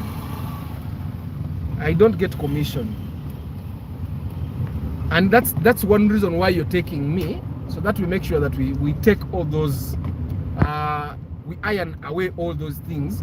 Nti ba broker we know ba broker mugenda kufuna sente mega, because most of the times buli moroka eriko ba broker, but it's important for that money nze sagala ojje onga atajangu nkeberereko ate ngende bampa akakadde okitegeera, because waliwo abantu abalina moroka zaabwe nga imukutte moroka gitunde wa akakadde.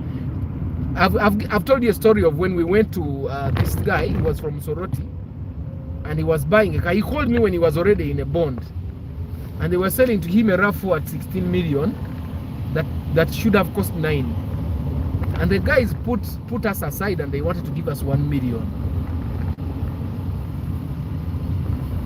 And I told this guy, when the moroka bagiguza million 16 nino okuba million mwenda. And just that instant, someone actually, we made calls and someone sent us a RAV4 that was better than the RAV4 in that bond at 9 million. And we went and bought that RAV4 at 9 million. And we told him, because the engine was also as bad as the other engine, bond. And we told that person in Moroka to enjoy it. You can drive it for a few months and then change the engine. But I'm sure he has never changed the engine. Because he didn't need to change it. Some engines just sound bad, but they are not bad. So he's still driving his RAV4. Yajivuga paka Soroti. He has never complained. Because one thing I've realized is that bad news travels fast. So if he had any complaint, he would have called me. And when they call under those circumstances, takuba kuga abagudi moroka akuwa wanguze motoka MB. Wanguze motoka MB ingini yakuba, but that has never happened. So I'm imagining the RAV4 was good. So when you take me, that's why I want you to know that I'm serving your interests. I think it's only one person tanafuna motoka neka akati.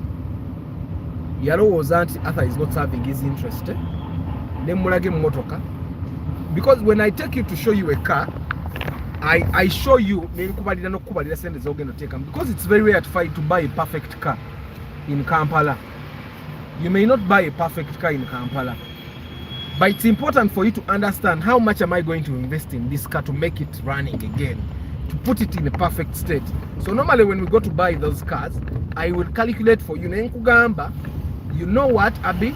You're going to buy this Ipsam, but it will need tires, it will need a windscreen, it will need some electronics. But this you don't have to do now.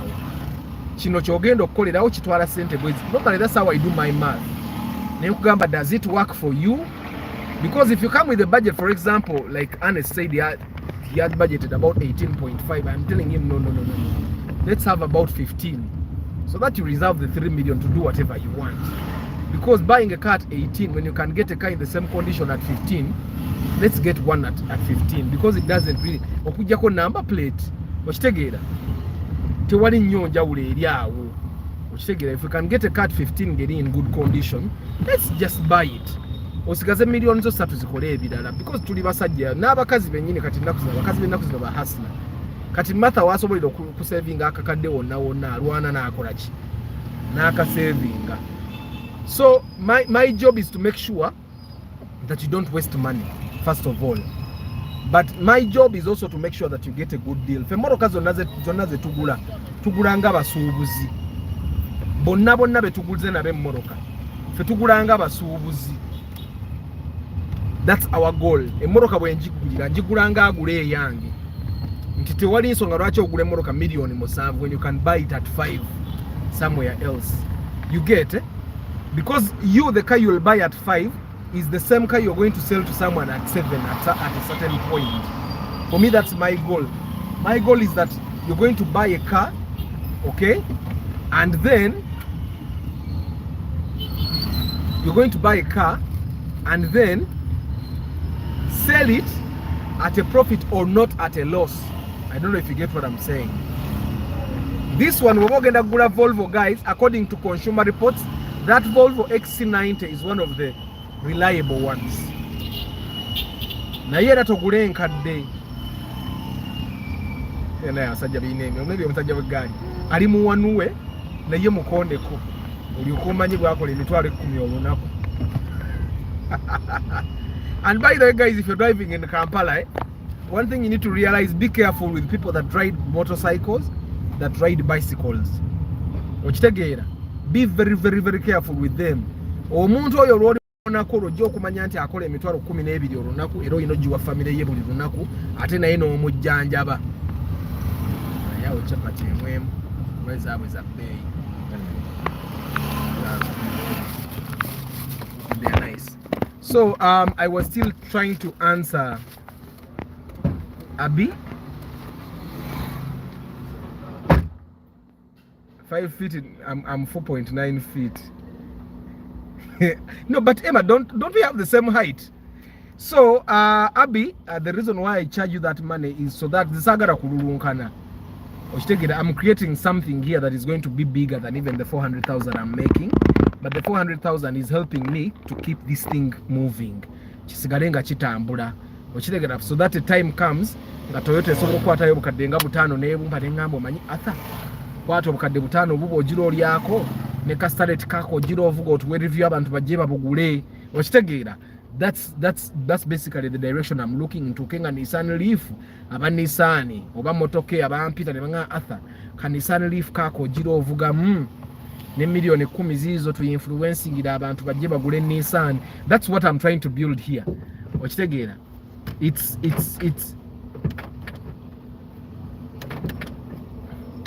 something that is not easy for a lay person to understand.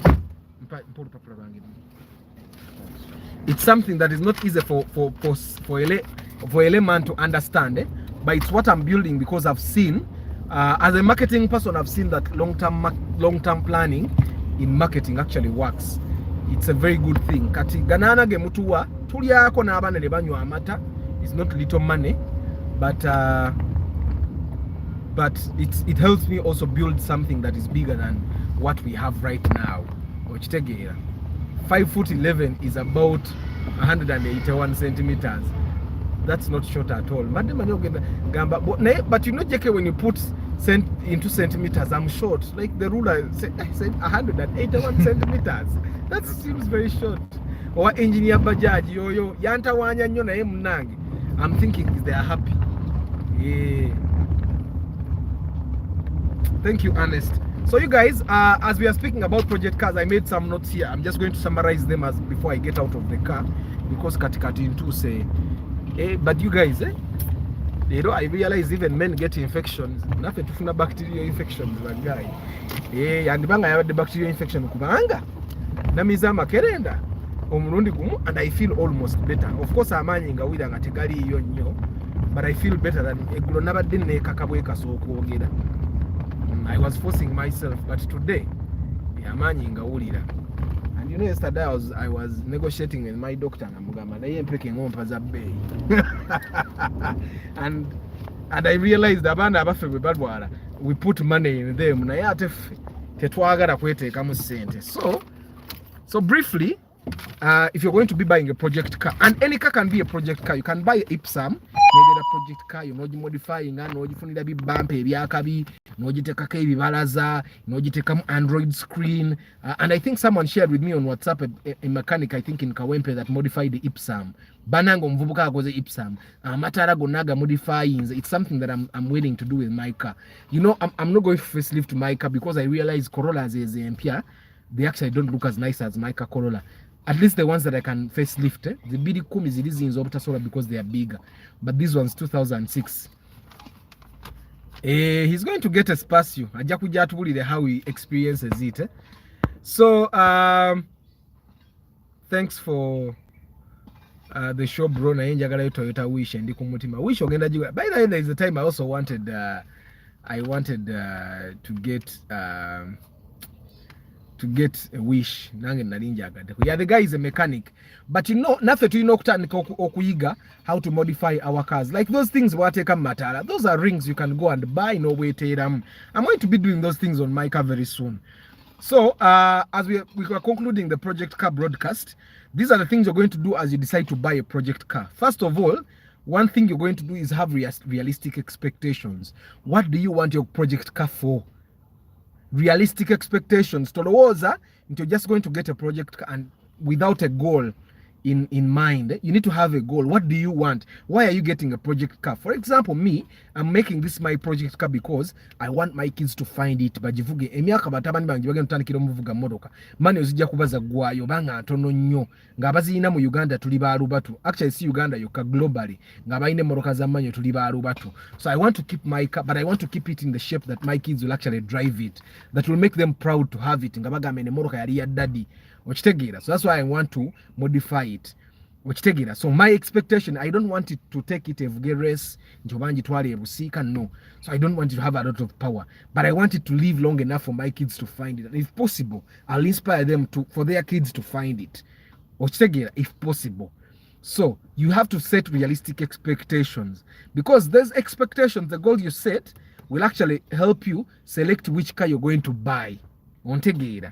Until when you set your expectations, ate you want to go until ateka ngene ngule BMW X6. Because the X6 nebo modifying it, there are chances that abana bote bajja gisanga. Ochitegera. Ne waliwe moroka ezimunga, they are very easy to maintain on the road wadojifudenga, it's a project car. Nenga no mwana woni wanaja at 18 nebo nobo mugobi wakati. Gena ne moroka vawano. Ajja gena ne chimoroka chachi maintaining ireyo. Ochitegera nga asobola ki niyo mwana ojja mugobe waka omugobe ne bit of Volkswagen atukeye mulemerere bagiteme ontegeera.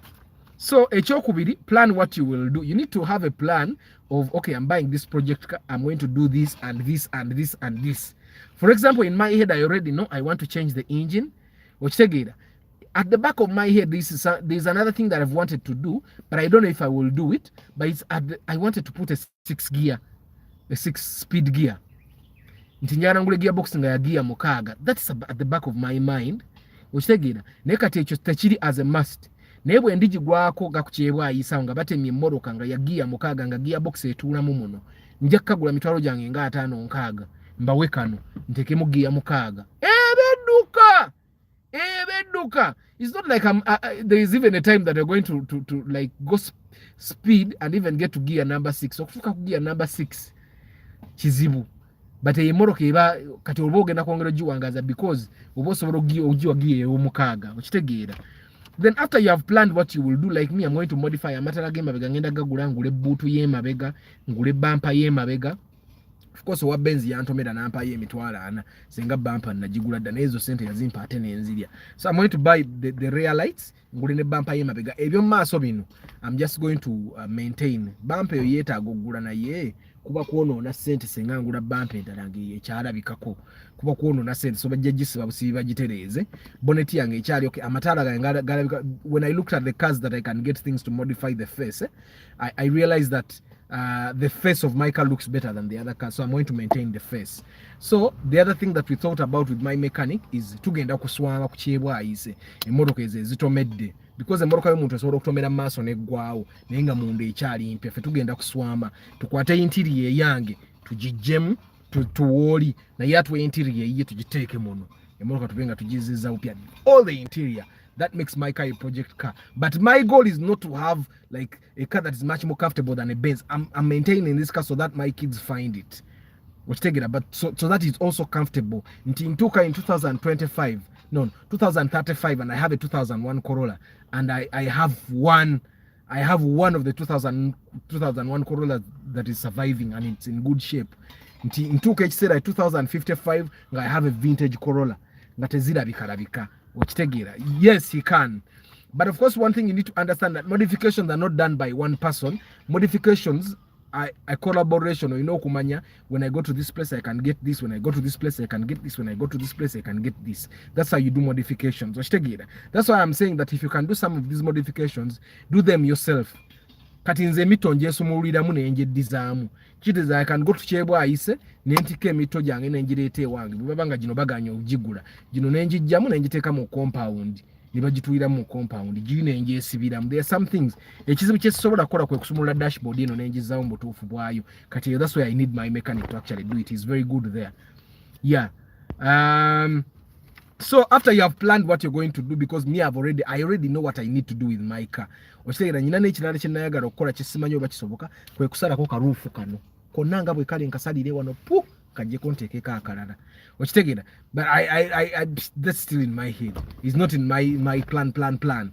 Okitegera, but you realize my expectation is I just want a car to live long enough for my kids to find it and live long enough for their kids to find it, which is very possible. Okitegera, sigenda kukola mmotoka yagenda competing na Subaru, but of course nze njagalayo omuntu wa Subaru ajja neesimbe mu wendi wano. Owarafo ya neesimba mu n'akita kati njagalayo wa Subaru ate rafo yali bbiribina kati njagalayo wa Subaru tufaafagane already yingine ngenda gikisobe ekube. So after you have planned what you will do, then you create a budget. You need to create a budget.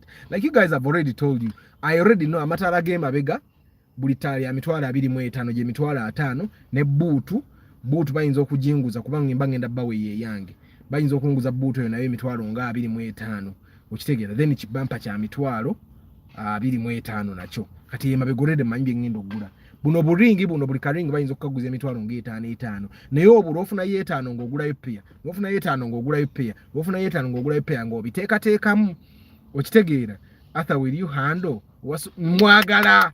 But you guys, one thing you need to realize, Subaru ogiraba Subaru waneetandika naye bwe tudda ku mukeeka tuti nze ne sikiru yange bannange mwe bagayi ate avuze moroka from 2010 ate avuga manual omuyini gwange guno ogulaba nga nakutukuteko mpulira. Ate you guys, you need to understand emmotoka si yevuga emmotoka guba mutima wabawo omuntu gw'osanga bwe bayatandise ovuga emmotoka afiirawo. Ate I'm a competitive person, sometimes it's the spirit ng'okunsinga nfa okitegera onkunsinga nfa bakusinga n'okawe oyinza okunsinga n'enkaaba kati awo nga tufiirawo. So after you have created a budget, then I'm thinking nti Arthur olabika oyagala kugenda ku maazi nedda naye nga yo Subaru ngisobola owarafu wa biribina yaneesimbamu emmoloka yange lwe nalaba nti efuuwa nalinnya omuliro n'atuuka nagimu namba 5 n'alinnya n'enjiwa 4 ngendo olaba ntwala n'enjiwa 3 ngendo olaba ntwala n'enjiwa 2 ngendo olaba ntwala n'enjiwa emuzwi. Omanyi kaemu ako when you give a car number 1 it goes woo, then you hear it asking for number 2 n'enjiwa 2 nemuleka nemulengera mba mulengera mu side mirror nenengera omukka nemmanya nti kale After the way you talk about your car, I think you can make it, you can market ice winter. No, but Vianney, ene moroka yange jive, ate Vianney ovuga Subaru jangu twetwale. Oja mwini, jangu twetwale. Anyway, after you have created a budget, I'm realizing, but by the time you have budgeted, you already have done research. Omanyi buli kyo katinze manyi buli kyo nyino kola ku moroka yange.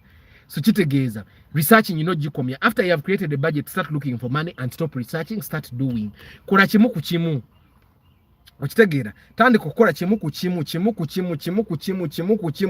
kimu paka ro, because I've already told you a project car is not something that you do in 1 week in Ochimara. A project car is a long-term thing. A project car is something you can work on for 5 years. Kati magamba ngenda chusa engine. Nyizo chusa engine next year nga gugwako. Okitegeera, but I'm going to change. Ate kati makanika Arthur engine yonge oyagala ujisa na engine kyali namu. Nangamba actually Arthur, sengamba dene ka VTs nange nga kafu. Engine yo wali jije muno no jimpa ne nga engine yange kyali mpya. Okitegeera. So kati I can decide to first modify the looking. Ninga kanso kenchu usebye mabege morokera bikenge mpya. Nzije interior bwaba kuba interior is a little cheaper. Okitegeera kubanga omanyi makanika nze bwabambalira ebintu tambalira nga bwabalira ba client baabalala ange katoyinza okwata ye mitwala ana noga woli nakwa interior yonna gwe n'omuwa bino ebibyo okitegeera. So that's also possible because emito gino toyina ogenda gisanga nga mikadde giri awo nti oli yagi importing. They really import these things kati bino olina bijja ku kyebwayise nga batemye emmotoka okitegeera. So then you need to stop researching and then start doing. I'm going to of course write this in the description so that you can go back and read about it. Then after you start doing, know the used spare market. You need to know where you're going to source for spares. Katingabo nkugambe ewa ise jogendo okujja emito. Kati bino ebipapulo biraba the door panels ewa kiseka jeziri zino door panels bazingambe emitwalo 25 all the 4 door panels. Simayo makanika wange yagattamu. Now that I think about it, oba yagattamu ekyetaano nga za 2 aizo yagattamu nga za 5 the door panels ziri eri naye kati gino emitto okufuna emitto emirungi. Of course bw'ofuna emitto zinofaanagana ne door panels. If the seats are black, the door panels should be black. Then the dashboard should also match. Okitegeera. So, and the reason why we thought about that is that it's hard to get door panels that look like my seats that are cream. So most of the door panels in the market will be black. So it means I also need to get black seats. It means I need to get a dashboard that matches. It means I need to get a roof lining that matches. Okitegeera. So that's how things change. Ojja kwesanga ne steering nayo nja gikyusa. Kakabere project kange ejjudde. I don't know if you get what I'm saying. So then you need to know where you're going to get the spares. Then after that, this is very important. Avoid getting distracted. Oyinza obanga you have started working on your project car ate ne babako kye bakulaga. Okitegeera. Like Charles, like Mercedes Benz, you have bought your C200, you have started modifying it, ne bagamba ate waliwo ki emero. Or you're getting distracted. Okitegeera. You're busy screwing your seats into the car ne wayitawo ekikyala. No tunula. No genda no gobeda notandika okutokota. Okitegeera ogenda okudanga spirit yafudde. When you start working on your car, work on your car, let it be the focus. Okitegeera. Then the other thing, when you're buying a car for a project, don't buy cars that are very old, that are very rusted. Because the moroka inako obutalavu teterezekeka. That's one thing you need to understand. Ejjana kutama emoroka ezirimu ebituli ezo. Emoroka eze enkadde nnyo okujjako nga it's a vintage nga nayo bw'ogiraba it's very valuable. Nti bw'ona omala ogikola bw'oti bagenda kuwa million nga 8. Okitegeera. But togenda tegula VTs n'ogula VTs etalaze. VTs erimu ebituli nga bw'ogirinnya mu bw'oti egira.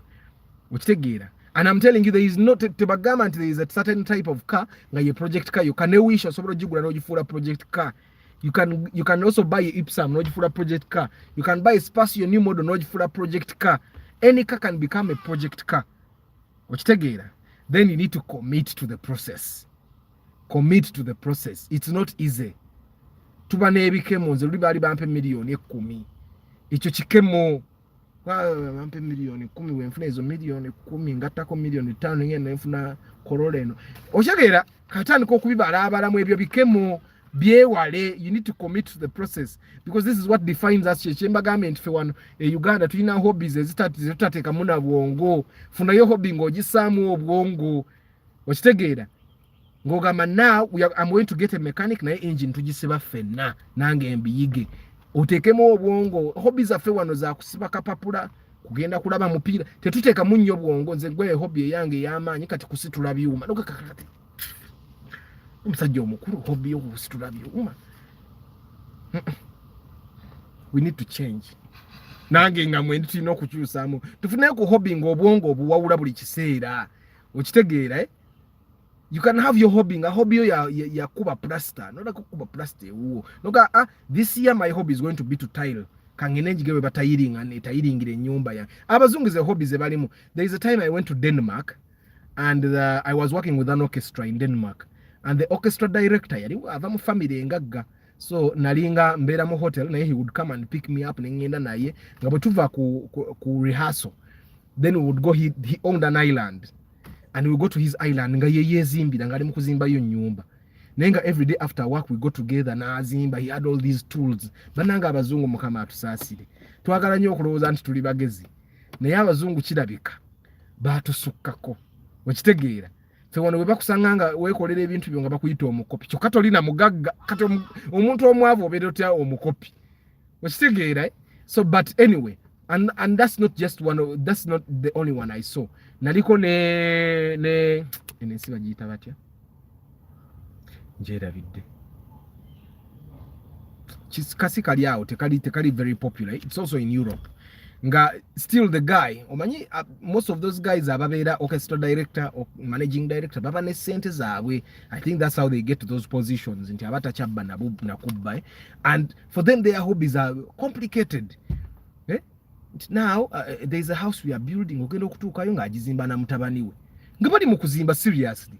Okitegeera nga yiche jamalira obudde fe wano bwetumalira olweggulo n'ogenda onywe bia.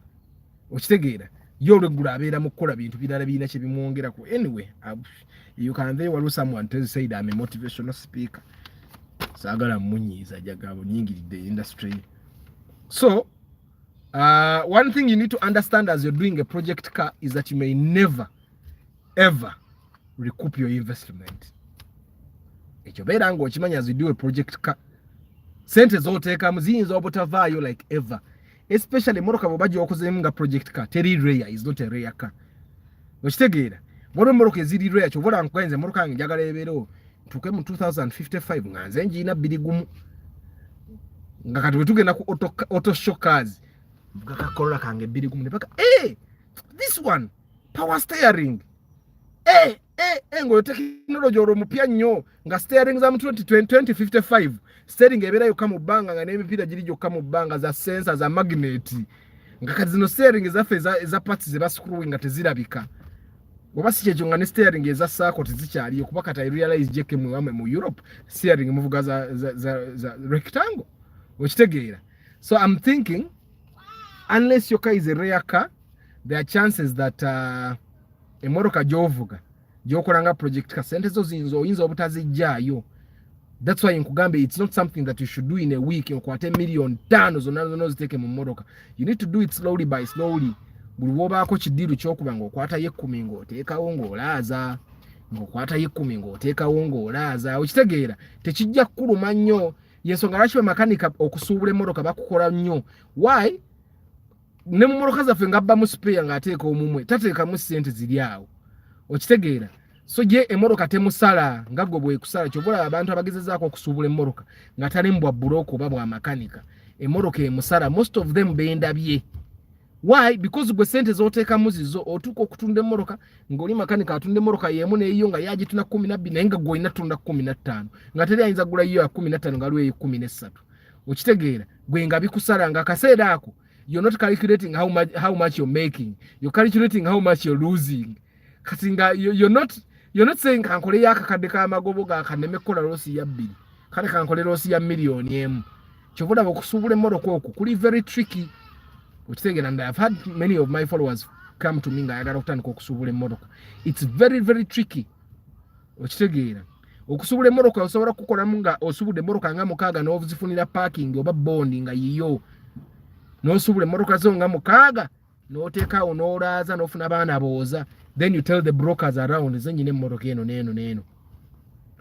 Because most people that buy from those bonds bajja tebamanyi bibagula. Kyobola nti ebiseera ebisinga omuntu ankubidde essimu ngende mu bondi mulondere emmotoka tetugikufunayo kuba bayayi. Kati omuntu alina emmotoka ngeri mu bondi asobola okusera because abawoneka office awo. Okitegeera yeah. When I got my first apartment I was given 15,000 krona, about 7.7 million to buy paint and hire a painter. I bought paint of about 2.5 and did the painting myself. I had to do it to the satisfaction. Yeah, ochiraba jeke mugezi wa city. They checked and all was well and I got approval. Jeke bagwa ku mugezi we Kampala amanyi okubala. Kugamba akasente kalino okakuba. Muwagula oleka kwagatta n'ogula ne kawundo ya feno je wakowa. Bagwa ku mugezi we Kampala. Exactly, kajeke cheche ekintu kyengamba nti osanga munna Uganda bw'atuuka okusiiga ennyumba ye ng'ebyokusiiga si bya bbeeyi tebiriimu nnyo magezi, because I realize abantu abasinga common sense. N'aleeta omusiizi wa langi gayi naye n'atuula waawo bagayi ne basiiga nga atunula naye nga tewali kyamaanyi kye bakola. I also did the compound tiling as a summer project. Okirabye? Some of these things we can actually do naye tetwewa bwewibudde tulowooza buli kimu omuntu. Speaking of which, just a second.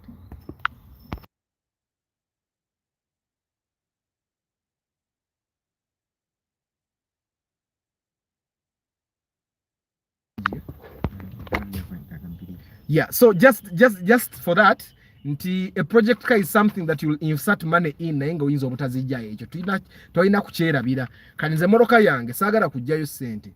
I want to be one of those dads. Twakulanga omanyize nakulira mu family nga tuli baavu ge mazima jjajja wange yeyandabirira ewaffe tewaliwo mmotoka tetwalina kikomera kyobola nze buli kyetaalina nga nkula nkikola.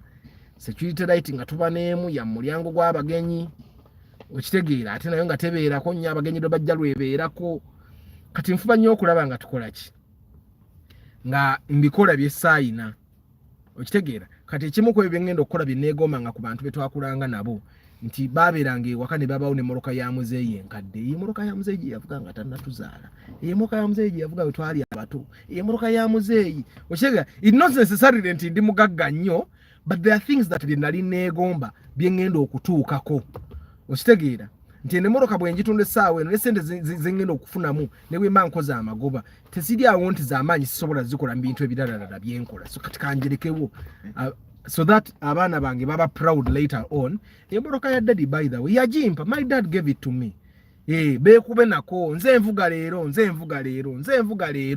okitegeera baga kamiliyoni ayinayo kikereye okitegeera yagitereka Neda Arthur, still the usual steering wheel. I see the weird steering in Tesla Model S. Those steering. By 2055, ezo steering zezigenda okubanga zeziwambi. Zineza finger za chikaddi. Okitegeera. Kati emmoloka yange ejja kubeera waawo abaana bange bavugemu abazukulu bekina abakisobose manya abaana beesiruwaza. Abaana obawe emmotoka ogenda okujjanga baagitunze. Nga tolina kyogenda mukola mutabani wo. So, but guys, thank you very much for being part of this broadcast. It really means a lot. I don't take it for granted.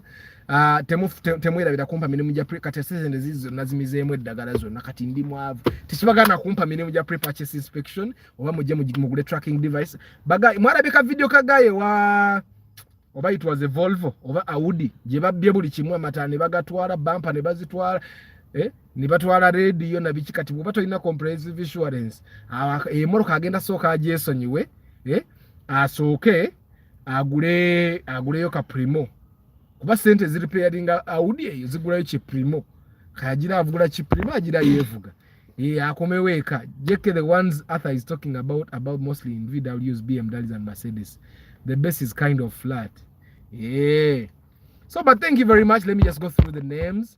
I don't take it for granted. Nabali Mokamori, it means a lot. Martha, Chris Da Vinci, Mr. Cafero, Safina, Daniel, Vincent, Seguya Eddie,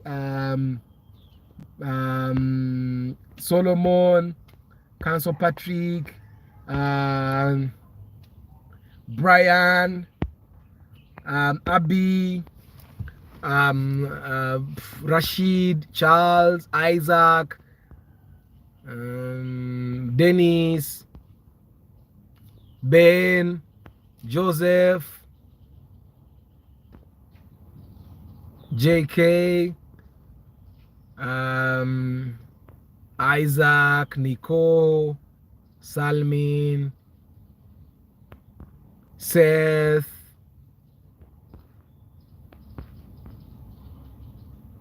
of course Ernest,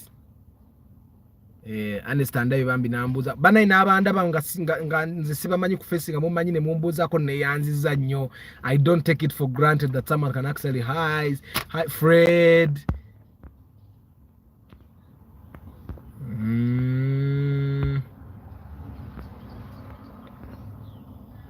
yeah, and basically even the ones that are in Kamori, I don't take it for granted. It really means a lot that you take the time. Don't forget Friday is Question Friday about anything. Ku Friday obuuza ekibuuzo kyonna kyonna kyolina abaliko ne bakikuddamu, because whichever thing that you think you're having challenges, gwe buli kyolaba nti kikuwa obuzibu waliwo yali akiiseemukku nga amanyi ne solution gye yakola to make sure that a life is good. Oyo nno gwolaba yali avuga alufadi yakkakkanye Nadia yali better than alufadi. Bana ntuli mugeya muntu wano yali avuga alufadi nesooka egana namala yakabanga awo nga biganye kati yazze mu Nadia. So you guys, gwe buli challenge gy'oyitamu ng'olaba nti obanga you have a situation that you want to solve, someone has solved it n'agiyitamu. So Friday is the day for you to come with all those questions babituddemu. Yeah, kadi ati Arthur tolina kukwana fa because ojja kukwana mukazi wa follower munange nze sikwana Emma sikwana Captain Eddie Semakula ye mukwano gwa JK ali Birmingham.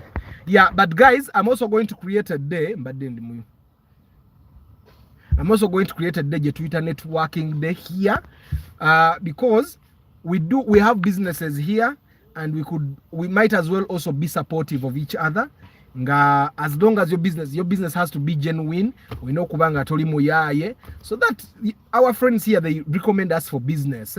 So we're going to create networking day. I'm going to think about it which day that should be, but Friday is question Friday. We ask questions about anything, so that we get answers. Ebisere imwe bizibu oyinza okulozeti kintu kizibu naye nga ate si kizibu nga ka challenge abantu bo bakayita mudda bakalaba okitegeera. So Friday teweerabira, bw'oba olina ekibuuzo about anything, you can come and ask it. Tell your friends also abadde tebatera kulaba live ku Friday bajja balaba live eyo babuuze ebibuuzo byonna byandagadde okubuuza, so that we get answers. Kyemba mmanya, this place is a place full of knowledge kubanga tukuliko abantu bangi abalina experience etayina. Yeah, don't forget, I do pre-purchase inspection 400,000. I sell tracking devices 350,000, 450,000.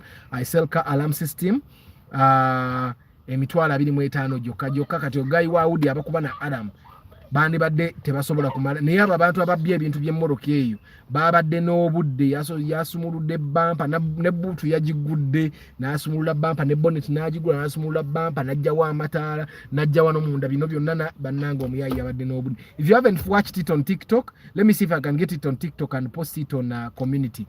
I'll see. Yeah. Anyway, guys, I wish you a very good day. I'll see you tomorrow, 7:15. Ciao.